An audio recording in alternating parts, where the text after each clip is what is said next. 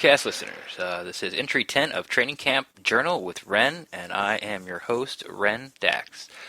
This is going to be a short one today, guys, for three reasons. One, it was a pretty boring practice. I'll get to reasons why a little bit later in the podcast. Two, I have to go to Orlando today. Brent and I are doing our Talking Knocks episode. As you probably know, Hard Knocks is coming out on HBO tonight, the premiere episode. I've heard, make sure you see the opening scene. Hint, hint. That came from a very good source. Only one hearsay, only one telephone game. That came from the producer and director of Hard Knocks to someone who told me today at practice. And three, I fell asleep on the couch. I went to lunch with Derek Fournier from What the Buck, his oldest son, and then also Robert Green Pinnacle. You've probably seen him around Twitter. And I ate too heavy of a lunch, and I came home and I sort of got everything situated and started doing my notes. And yeah, I don't remember when I decided just to, tilt over and lay down for about 5 minutes, but it happened, and I woke up about a half hour ago, and that gives me about an hour and a half wiggle room to get this podcast up, or done, I should say, done recording. I'm not really sure when it's going to come up because Brent, the producer, is in Disney World or at Disney World with his family, so I'm not sure when he's be able to get to it. We got a tight window over there too. He's going to put his family to bed like at 9, and then we're going to have to test out the equipment, and then Hard Knocks starts at 10, and then we go live at 11 with your questions and inquiries and what you saw and what you didn't like from. It's going to be on broadcast live on Mixler.com. You can go in the chat room. Of course, please call in. We'll be doing a lot of tweeting, during Hard Knocks, right before Hard Knocks, right after Hard Knocks to get you that number and where you can contact us or listen to us. We really would like you to call. Like I said, it was a boring practice. There was lots of installs. There was lots of special teams drills today. They're ramping up for their first preseason game. So kick coverage, punt coverage, the stuff they haven't done a lot of work on the field, they did that today. I would probably say at least half of practice was dedicated to that type of thing. Besides me, falling asleep on the couch, that's probably the main reason why this one's going to be a little short. I'm going to start out with the injuries. I told you yesterday that Ali Marpet looked like he hurt his ankle, but he practiced the rest of the day. Then he had a noticeable limp at the end of the day. And sure enough, I was down there by the players' entrance. Today was a members' day again, so I got to go in the VIP area. I did take one peanut butter granola bar. I had some coffee. By the way, it wasn't really that hot. It wasn't cold, don't get me wrong. But as soon as I got there, I chugged some coffee. But it was to the temperature where you could probably drink it right out of the urn and not feel like you were going to burn your tongue or your mouth or any of that stuff. So. In case you're wondering what type of coffee they have at $1 for free for the fans, it's room temperature. No, it's a little warmer than that. But Ali came walking out from the players through the double doors, and he wasn't dressed. It was pretty obvious that he wasn't going to go. And someone asked him, I'm not exactly sure, so I'm paraphrasing. It was like, "Are you injured? What's wrong?" And Ali just sort of repeated, "It's a vet's day." But Dirk Cutter at the end of practice confirmed to the press because someone asked that he just tweaked it. He just tweaked an ankle, and they're just being precautious. There's no reason to with 4+ weeks left to go to the start of the season. There's no reason for Ali to get in there, especially at such a light day when he really wouldn't have been on the field as much as normal. It was sort of a perfect day for somebody like Ali to have off today. So he called it a vet day, body recruit day, and that's pretty much what it was. So there's nothing to the injury as of right now. I think he'll be back tomorrow if, you made me guess. So Everything's looking okay for Allie. Gerald McCoy scared me to death today. I tweeted that out. It sort of went under the radar and not noticed. I just happened to look up. I think I was taking a picture or maybe a video of a play, and I looked up and I saw Gerald McCoy, and he was holding his elbow, upper arm area, and walking off the field, and his head was like going up and down, like bobbing up and down, as in like ow, ow, ow, ow, ouch, ouch, ouch, ouch, that type of deal. And it was scary. It's like, oh god, like, because if you remember his rookie and second year, he had those shoulder problems. I think it was a torn pec one year or a bicep or something. So when I saw him grab his arm, I was like, oh, here we go. So I tweeted that out, and then almost immediately those drills ended. It was like 11-on-11 drills. They did that 2 or 3 times a day. It was 11-on-11 drills, and then they went and did 2-on-1s on field 2. So it'd be 2 offensive linemen against a defensive lineman trying to get to the quarterback. And it's pretty far away, and I didn't have binoculars, which is sort of a dumb thing. I should probably get some. But I kept looking and looking, and finally I couldn't see Gerald over there, and I just sort of looked to the left a little bit. He was in between field 1 and 2. He wasn't sitting on the bench or anything. He was paying attention to what was going on and sort of watching the matchups.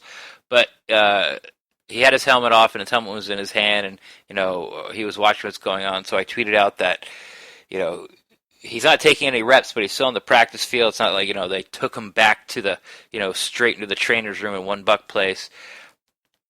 And then I told everyone to relax, and then literally right after that, they went back to 7 or 11-on-11s, and he was in there. So nothing for Gerald McCoy. Could have been just a stinger. I mean, who knows? Like maybe he just hit his funny bone. Maybe his he had a cramp in his tricep. It's absolutely nothing, because someone obviously of Gerald McCoy's stature, if there was anything where they thought that he would hurt himself, once again, sort of in the alley 5 weeks ago, there's no reason to risk this guy, but he was back out there. So the injuries, I guess, today are no injuries, which is good. The Bucs have been extremely lucky. They've rotated some guys out. Baker has had a day off, or a couple of days off. Ayers has had a day off. Dye is tweaked a little bit, and he set out yesterday. Things like that, but it's nothing that they haven't lost anybody for an extended period of time. There really hasn't been any update on Jack Smith when he's coming back. He had that procedure sort of like first day of camp where they're expecting everybody back, and but it was definitely made it sound like it was just going to be weeks instead of months. I'm still shooting. I think I'm not going to change my projection. I'm shooting somewhere between right before the 4th preseason game and week 1 is when Jock Smith is going to come back out on the field. First out on the field. I'm probably going to quit reporting this. It was Fitzpatrick. Ryan Griffin came out with him. So did Sifo Lufau, Blue Cow, as we like to call him, and Alan Cross. They all sort of almost came out identically all the same time. Not identically, but they all came out at the same time. The members area, only 3 or 4 people sort of hang out there, and if you're lucky, some of the Bucs will stop, especially if they come out early. Practice doesn't start at 8:45, but if they start hitting the field like at 8:10, 8:15, they'll stop and sign 1 or 2 autographs. And Kendall Beckwith came out. A few players had come through. Doug Martin signed like 1 or 2 and then had to go. Sweezy signed like 2 or 3. And they're very polite. Like, look, man, I got to go to practice. But they'll get like 1 or 2 in and then take off. Beckwith got 1 or 2, and the line started to get pretty big because he was sort of the only player that had come out in like past 5 minutes.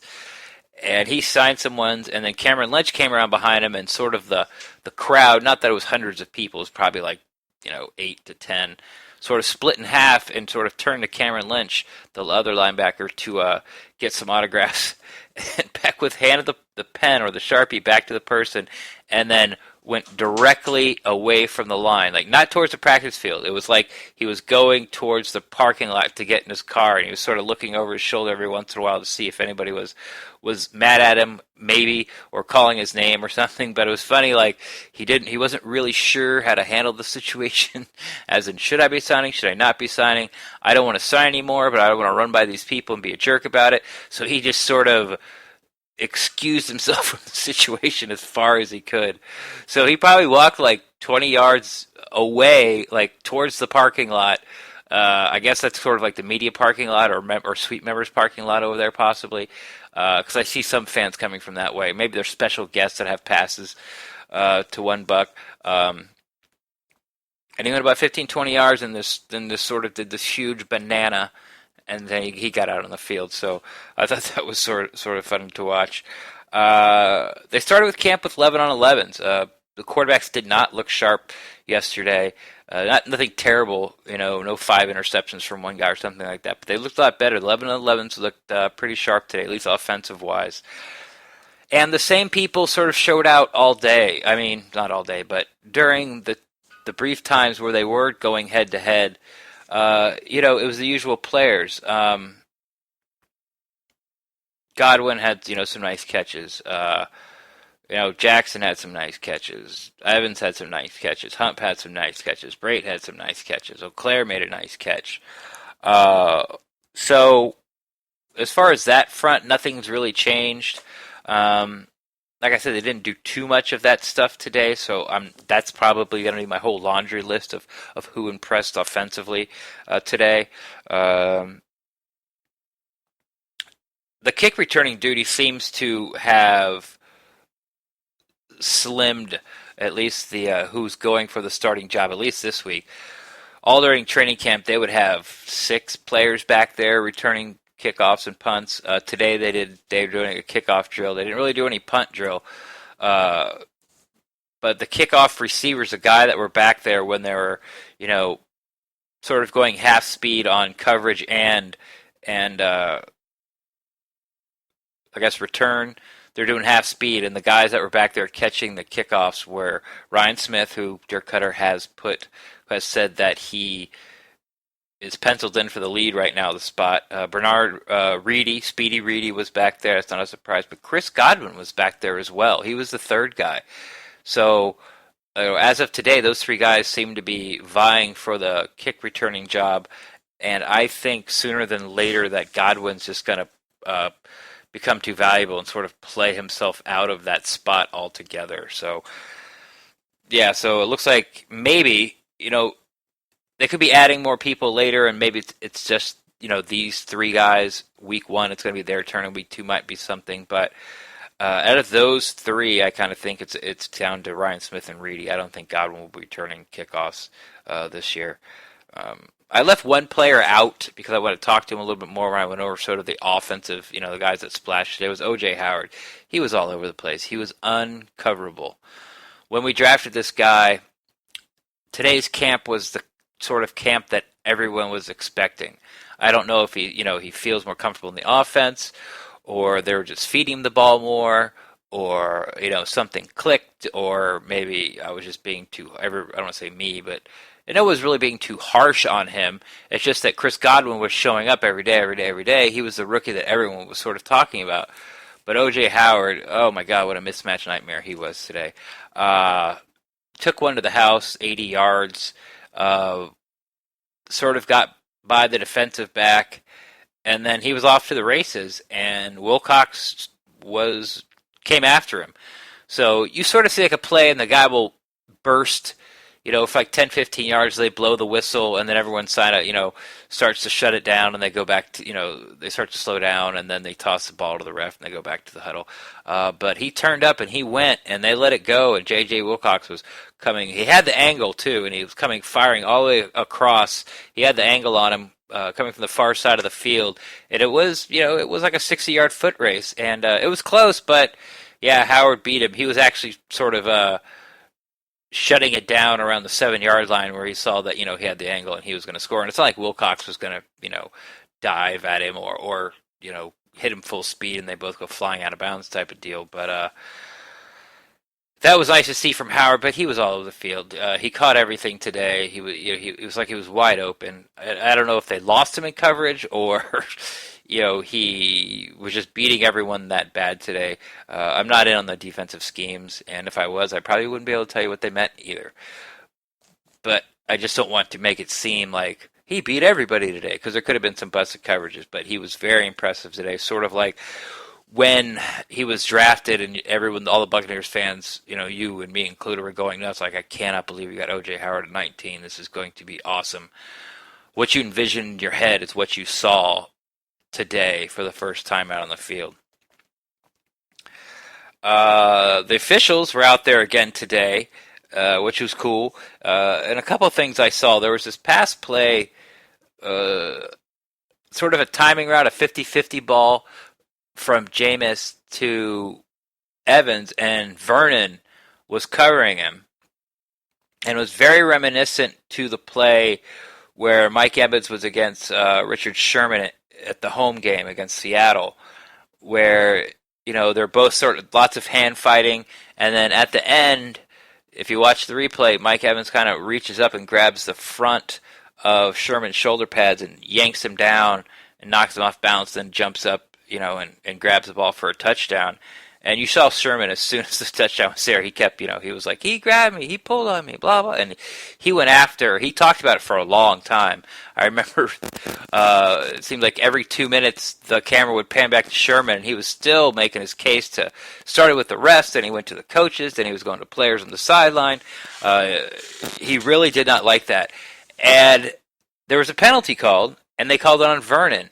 And it was eerily similar. Like, he was like shocked. He was like, "What are you talking about?"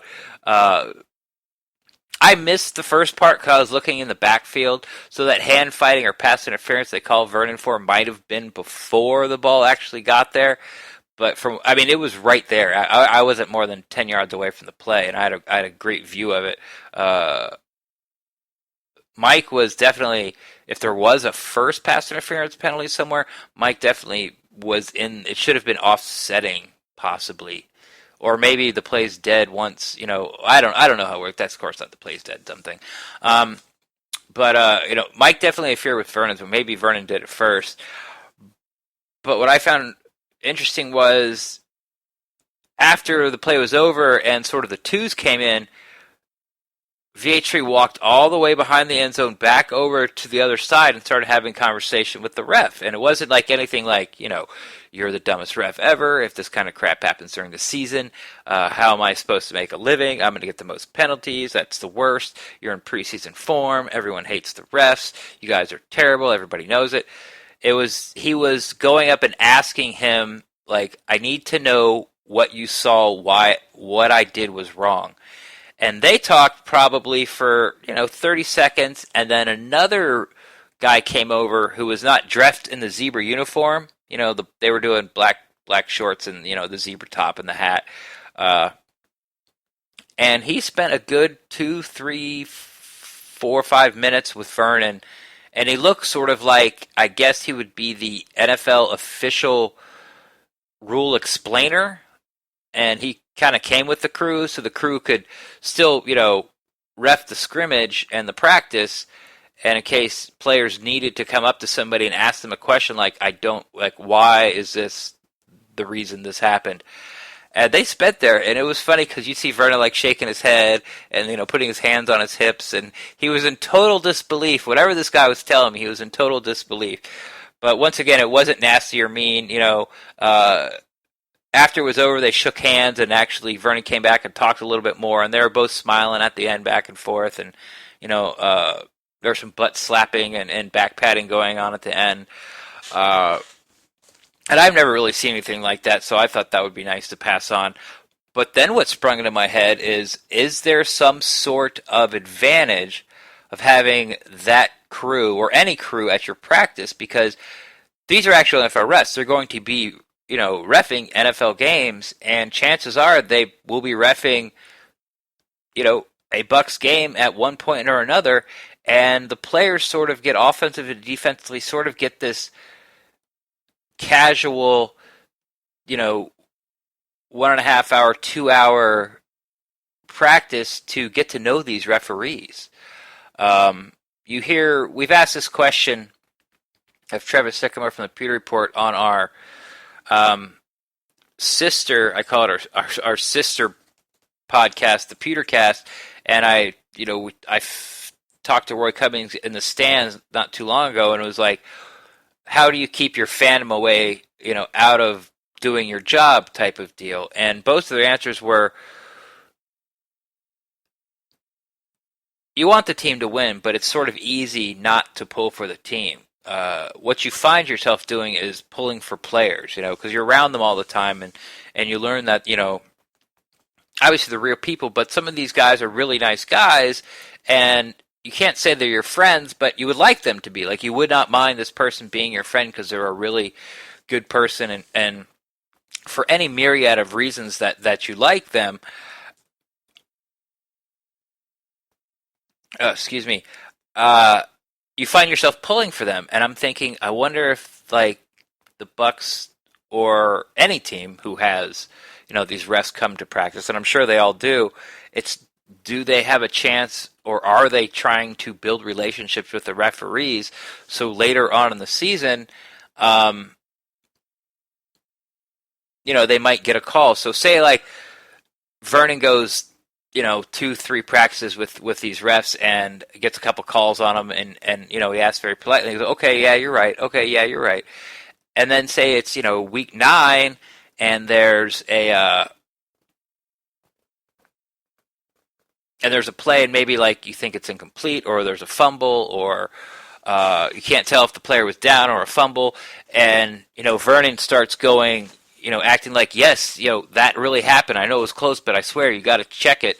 Not that that the refs are going to check it on his word, but they sort of know Vernon as not someone who gets overly emotional, or like all the calls against him are wrong, or he, no matter what happens, he's always saying, it's always our, we never commit a penalty. Every ball that hits the turf is always our ball. Every close catch is never a catch. It always hit the ground. I wonder if sort of that works into favor to, not only Bucs, but any NFL teams out there. And I think that was a reason sort of why they have that guy that I talked about. I called him the explainer. So he's not part of he might be part of the crew, but he wasn't part of the crew calling the practice. And that's how you can, and that's NFL's barrier. That's the guy that builds relationships with the players, but he will never be on the field calling the game. So that whole exchange, I thought, was pretty cool, and it started, it's had me start to think, and I was just wanted to pass that along to you guys. I sort of gave a shout out to, the offensive guys, and definitely talked about how great OJ was today, but I wanted to talk about Beckwith as well. He seems to be coming along very quickly. Dirk Cutter said in his press conference that when he does something wrong, you tell him why, and he doesn't repeat it. And he had a pretty good day as pass coverage, as far as being a rookie and only having 12 practices on his belt, and it's a whole new defense.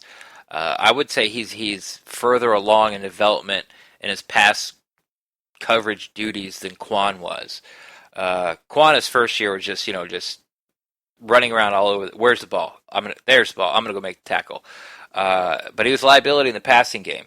Not enough where you could pull him out, but teams could throw on him. And even last year, you think about these games in Atlanta and Dallas where he had 20, 21 tackles, 22 tackles.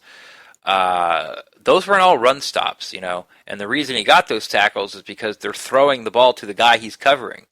Now, once the person caught the ball, he'd tackle him, and obviously get the stat, fill up the stat sheet. But he's really working on it this year, at least Quan is, but because Dirk Cutter brought up his press conference as well, that he's sort of coming along in the pass protection. So Devontae Bond is a starting Sam linebacker, and they're getting Beckwith a lot of work at the Mike position, linebacker spot, sort of backing up Quan, and he seems to be doing really well. Now, where that's going to translate, even into the regular season, who knows from week to week? He might still be battling Bond for that Sam position, but since the Sam position doesn't get on the field a lot, and 11-on-11s, as soon as you bring that third wide receiver out, which they do a lot, he has to ride the bench. So they're sort of putting him in at another spot so he can get reps and get time and sort of learn the position. So the biggest mystery of all the draft picks seemed to he's sort of making his way. past O.J. Howard and Chris Godwin, Beckwith you have to say is like making the most splash plays and sort of sticking out the most, even more than Evans or McNichols or Tui Kolovatu. I feel like I'm forgetting one. Oh well. I think that's it. So, what else do I have here? Oh, this is something that's been, and I'm going to go over this very briefly. It's something that's been going on in every practice. If that player puts in the extra effort offensively, they're not tackling to the ground, but, if that player runs an extra 15, 20 yards after the defense, sort of taking it to the house type of deal, the fans will just give a little clap and yell that person's name out. Not a huge deal. Like I said, it was a little light day on news, but that has been happening. The fans are noticing the guys that are giving the extra effort, putting it out there, I guess, and the fans are noticing that and clapping and yelling their names and let them know that they see that they're trying. I do have a little note on Jameis Winston. He underthrew everyone today, and not grossly where they had to come to a complete stop, but if he caught these receivers in stride, they would have gone for bigger gains. Now, do I want Jameis Winston underthrowing by a step and a half, rather than overthrowing by a step and a half? Yes, I do. And this could be, Dirk Cutter's teaching was one of the first things he said the first year was here is you got to give your receiver a chance to catch the ball. If you're going to try to go for the perfect pass and hit him in perfect stride, that window or, I guess, target area is much smaller if you're just trying to, make sure he catches it. And then that window or target area becomes a lot bigger to drop the ball into. So it could be Dirk Cutter's teaching, could be that we all know that Jameis' deep ball is not the most accurate in the league, obviously, but I don't see any overthrows. I only see underthrows. So that's something I'm going to start keeping an eye on and see and sort of figure out if he's making that. If he's doing that on purpose. It's not that he's just missing the guys. It's that he wants to make sure the completion is there. And, the big play completion is there, not just the big play completion and the yak, but that percentage weights down because of his accuracy. So I'm going to keep an eye on that. Screens, and more screens. They are doing running back screens, wide receiver screens. Mike Evans had a really good wide receiver screen. Great blocking from him. And more screens. Everybody's getting some type of screen pass. So I don't know if it's just sort of the install or if it's going to be heavy on screens this year. If they're just going to try to get the ball in these guys' hands and have them make plays. But I just throwing that out there that I see a lot of them. And sort of finish it off, there was no kicking today, at least not on the main field. They could have been down on field 3. I didn't really look down there today much. The only one time I did look down there, Aguayo was juggling a ball with his foot, and Nick Folk was fake kicking. He was going through all the preparations like he was kicking a field goal and then going and swinging his leg, but there was no ball there. So he was just doing, muscle memory or whatever he was doing over there. And I watched that for 10 seconds. I went, okay. And just hoping maybe it would come over to field 1 eventually, but that did not happen. Also, I want to say there's no goal line yet. I have not seen any goal line. So today would have been a nice day to do goal line because it was a boring practice. And, not like the coaches or the team sort of scheduled the practices like what would be most fun for the fans, or this is going to be a boring practice for the fans. We should put something in, that they can get to see or make it more entertaining for them. Not that they do that, but today would have been a good day for that. Like I said, because there's lots of stuff where you're just, the blue and the red jersey were mixed up, and they had the green cone hats on, so you could tell, the kick team from the coverage team, and lots of talking, lots of huddling up at midfield type of deal. And finally, the first depth chart came out. Dirk Cutter said at his press conference that he took 19 seconds to do that. There was two things that caught my eye on the depth chart when I saw it last night. One, they put O.J. Howard at starting tight end. They could have put Luke Stocker and could have put him behind Brate or him behind Howard or whatever, or Howard behind Brate and Howard behind Stocker, but they didn't. They put Howard at one of the starting two tight ends and put Stocker on the second string. But besides that, no surprise. The only other surprise that I saw that sort of raised an eyebrow was like, like Jerry McNichols in front of Peyton Barber, because Jerry McNichols was running with the twos yesterday. But Dirk corrected in the press conference. He's like, all right, everybody, get your cameras out. I'm paraphrasing. Get your cameras out. I messed up. I put Jerry McNichols in front of Peyton Barber. I actually told Peyton about it during warm-ups. I'm like, when they come and ask you this, just tell them that I messed up. So take nothing from the depth chart. He has to squeeze 90 guys into a two-deep depth chart, so take it for what you will. The starters are the starters, and after that, you really can't tell anything from that. I mean, we all know that O.J. Howard's going to start eventually, or even if he doesn't start any game, he's probably going to play the most reps of any tight end. He just might, I shouldn't say probably, but he might. So, he's going to get on the field. He's going to play. They're going to get him the ball. They're going to try to feature him. They're going to try to get mismatches with him. So it doesn't really matter where O.J. Howard is on the depth chart. So apparently social media, there was lots of talk on social media about the depth chart, which is cool that a lot of people are engaged and they're doing that. But yeah, it means less than nothing, according to Dirk Cutter. He wouldn't have it if they didn't make him do it.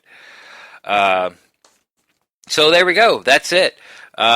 This actually went a little longer than I thought it was going to. So good. It's not such a terribly short. I thought this was literally. I shouldn't say that.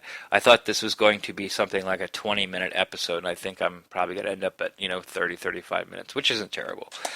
I just don't want to cheat you guys. Once again, Hard Knocks on HBO tonight. I'll be driving to Orlando to meet up with Brent, and we're going to do it there. It's just a little easier on the equipment. I also think since he's not at home in Jacksonville and he's in Orlando, we can't really hardwire into a internet service, so I think it's going to be a bandwidth issue is also the reason he wants me there, and it's the first time and we want to get it right, so I'm just going to go ahead and make the hour and 45-minute drive up to Orlando, and we'll do it from there. Sure to check Twitter out. My Twitter handle at Rendaxt, RENDAXT. I'm always down to talk Buccaneers football. Check it out because there'll be lots of information about Talking Knox, what number you can call. At Brett Allen Live, co-host of the show and of the Pewtercast. And there's actually a Twitter handle out there at Hard Knocks. I run that one. Brent runs the Pewtercast. And I'll be tweeting out a lot about, the number and, what's going on as the show progresses. It's going to be a very short show. Like these training camp journals, I think there's going to be twice as many shows as there are actually Hard Knock shows. I think we did a preview. We did do a preview show, and then the show's 5-6 weeks, and then we do an end show. So it's like 8 to 7 episodes. This whole thing is. So, but we want to interact. We want to hear your thoughts. We want to hear what you have to say, and it should be a lot of fun. Once again, I've heard that you cannot miss the opening scene. There's a VIP showing tonight, and I've heard this from Greg Allman. I heard it from Pat Donovan from 620 today, and I've heard it from Mark Cook, who actually called in on our Talking Knox preview show, called in at his /alter ego Nuck Nuck. And then, he switched personas and came on as Cook. And they're having the premiere at the State Theater in Tampa, which is a beautiful old style theater that survived, this whole time. I've never been there. We sort of have something like that here in St. Petersburg called the Palladium. But everyone talks about how beautiful the inside of the State Theater is. Sort of old Hollywood, I guess. I'm assuming it's just one screen, with a balcony and just right out of that period of the 30s, 40s. And it's special guests, so no one's really sure who's going to be there. Obviously, members of the media, members of the Hard Knocks going to be there. There might be some players, some people from NFL Films. There might be, maybe even some Hall of Famers that were on the show, or I don't know, but there could be some. It could be a who's party at the State Theater tonight in Tampa.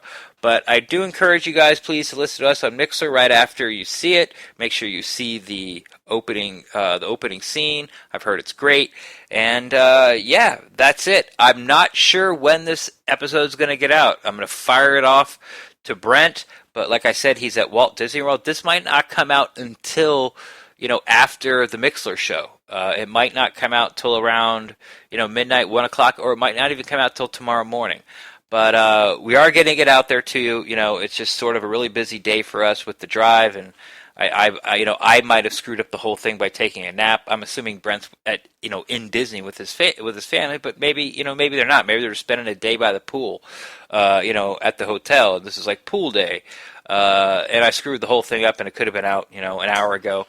But anyway, training camp is tomorrow, so I'll be driving back from Orlando tonight, jumping in bed, getting up, and out the door nice, bright and early. I'm going to really pay attention tomorrow, because today was the first day where there was really stuff that I sort of had to dig to find things. There was always something to talk about. So I think I'm going to do a rookie watch show tomorrow, as in I'm going to keep my eye, on Evans, on Howard, obviously, Godwin, obviously, but I'm really going to look at Beckwith, I'm really going to look at McNichols, and I'm really going to look at Tuiko Ovatu. So until tomorrow, guys, go Bucs!